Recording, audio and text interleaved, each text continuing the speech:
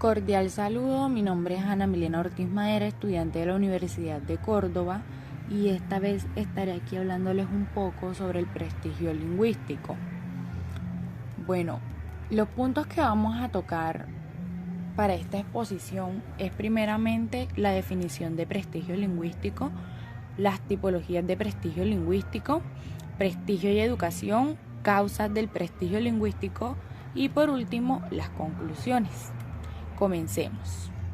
¿Qué es prestigio lingüístico? Tenemos que el prestigio lingüístico de una variante lingüística, dialecto o forma de hablar se refiere al nivel de respeto y aceptabilidad de las formas propias de dicha variedad por parte de sus propios hablantes y los hablantes de variedades mutuamente comprensibles. Sigamos con lo que serían las tipologías de prestigio lingüístico. Bueno, primeramente tenemos una cita. Y es que para Moreno Fernández, 1990, el análisis del prestigio lingüístico exige 4 dicotomías. La primera de ellas es el prestigio de la ocupación o prestigio del individuo. ¿En qué consiste esta dicotomía? Bueno, tenemos que existe un prestigio como atributo de la reputación de las personas y un prestigio como atributo formal de determinados puestos sociales. El primero, tenemos que es fruto de la interacción social entre miembros de un mismo grupo, mientras que el segundo es dado a partir de la interacción entre miembros de distintos grupos. Tenemos que pues ambos nos sirven para determinar la dirección de un cambio lingüístico. Bueno, como segundo punto tenemos el prestigio como actitud o prestigio como conducta. Bueno, tenemos que son dos caras de una misma moneda. Más adelante les explicaré por qué son dos caras de una misma moneda. Bueno, la cara buena tenemos la actitud positiva. ¿Por qué la actitud positiva? Pues porque nos puede llevar al conocimiento y uso de formas de prestigio. Y aquí viene la parte mala de la moneda, y es que de no darse podrían acarrear formas estigmatizadas o agresivas. Bueno, tenemos que una vez descubiertas dichas formas prestigiosas, el uso se hace habitual y entra a configurarse como forma de conducta lingüista en el hablante. Bueno, como tercera dicotomía tenemos el prestigio vertical o prestigio horizontal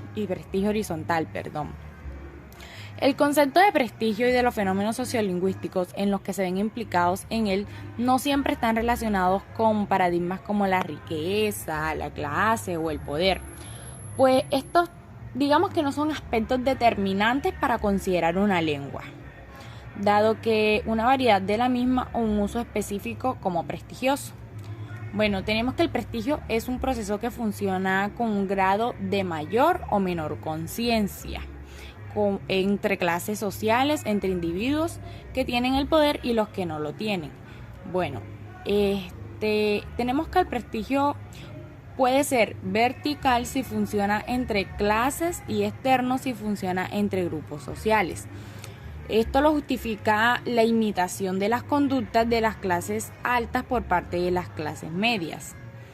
Puede ser también horizontal o interno, dado que funciona al interior de cada clase y de cada grupo para la difusión o propagación entre hablantes de un cambio lingüístico.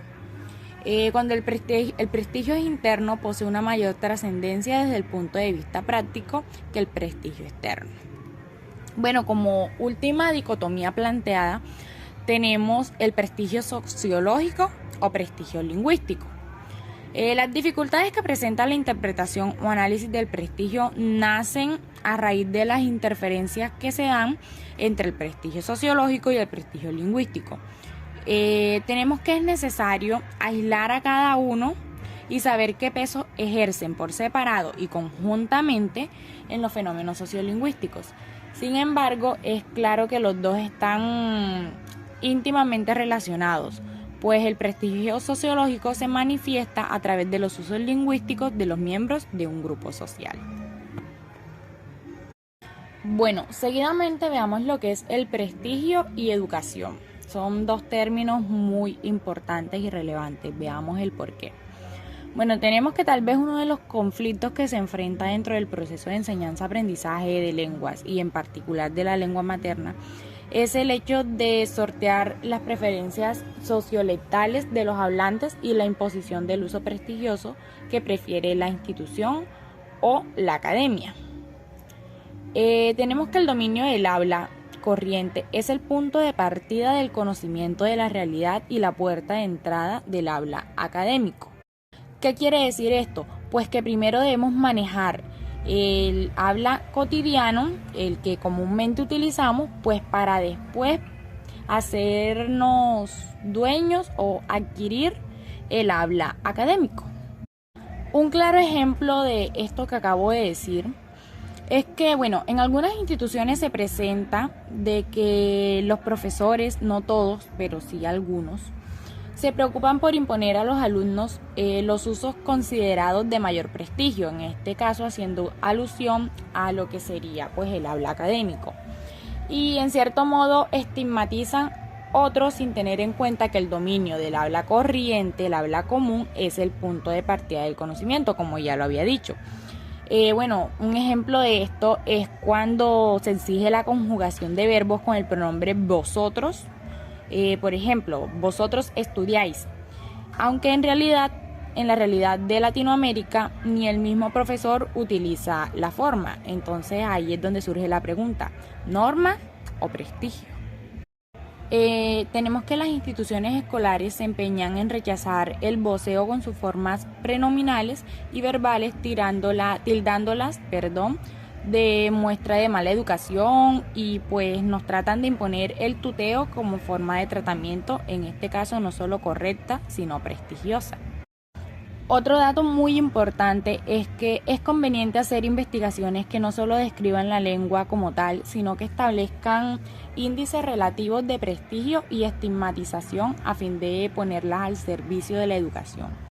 Bueno, pasemos a lo que serían las causas del prestigio lingüístico.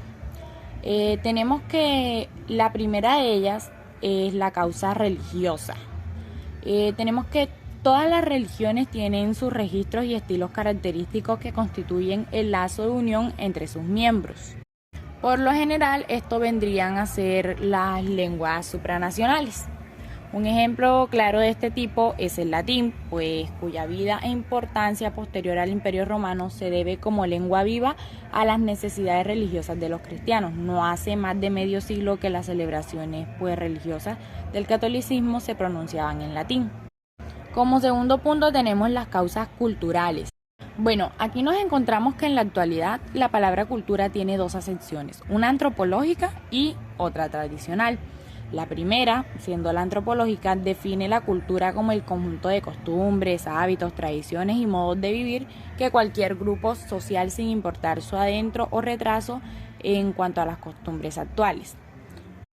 Por otro lado, el concepto de cultura tradicional o tradicional de cultura, por su parte, está asociado con las manifestaciones superiores de la civilización, en este caso la literatura, el arte, la ciencia, la filosofía, la higiene, el bienestar económico y las comunicaciones. Esto solo por mencionar algunas, porque son muchísimas más. Tenemos que en este terreno sí puede haber diferencias de prestigio, pues depende del acopio de estos elementos para que aumente su importancia.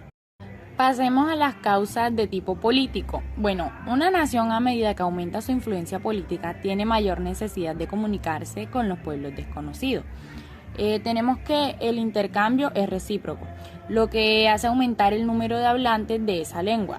Ejemplos de este prestigio lo representan el inglés, pues casi todas las naciones del mundo occidental, y el ruso de los pueblos de la antigua de la Unión Soviética.